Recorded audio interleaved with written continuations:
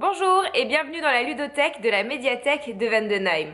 Avant de parler de jeux de société, je tenais à vous remercier au nom de toute l'équipe de la médiathèque pour votre présence lors de l'inauguration de notre ludothèque samedi dernier. Vous étiez en effet nombreux malgré la chaleur à être venus nous voir pour tester nos jeux et ça nous a fait extrêmement plaisir. Pour ceux qui auraient raté cette occasion de venir jouer avec nous, sachez que nous débutons nos soirées jeux à partir de septembre. Elles auront lieu tous les premiers vendredis du mois.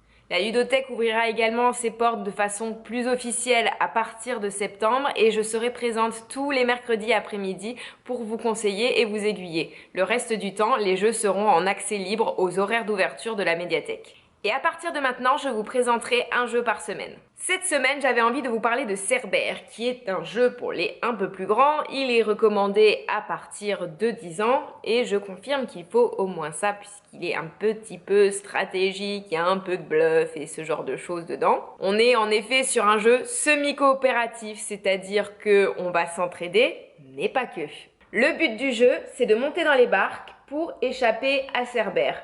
Malheureusement, il n'y a pas de la place pour tout le monde dans ces barques. Du coup, si au début on va s'entraider pour avancer et pour atteindre les barques, au fur et à mesure on va commencer à lier des alliances avec certains joueurs et à délaisser d'autres joueurs.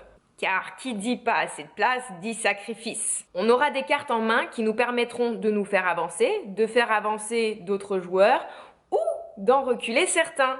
Et lorsqu'on se fait attraper par Cerbère, on devient Cerbère et on peut prendre notre vengeance sur les joueurs qui nous ont trahis. C'est un jeu que j'ai trouvé très fun justement à cause de ce côté semi-coopératif et parce qu'à tout moment la situation peut basculer, les gens qu'on pensait alliés peuvent devenir des ennemis. Voilà, vous pourrez donc retrouver Cerbère dans notre ludothèque lors de prochaines soirées jeux ou tout simplement en venant nous voir à la médiathèque. À bientôt!